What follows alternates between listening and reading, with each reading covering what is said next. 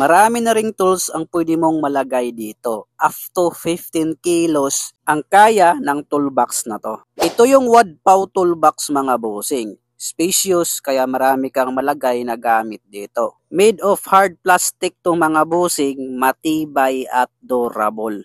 At ang isa sa mga nagustuhan ko dito mga bossing, itong mga compartment niya dito.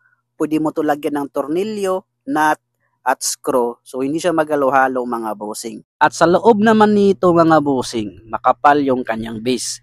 Kahit sharp at metal yung tools na ilagay mo dito, ay walang problema. Yung overall build ng toolbox na to ay pang heavy duty talaga.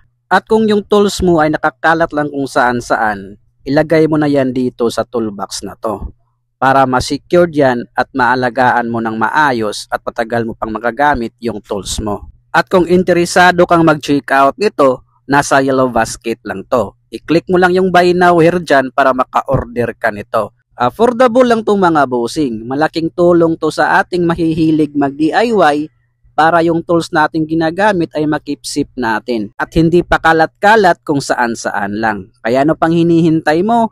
Click the yellow basket below. And that's all for today. See you again next time. Peace. Bye-bye.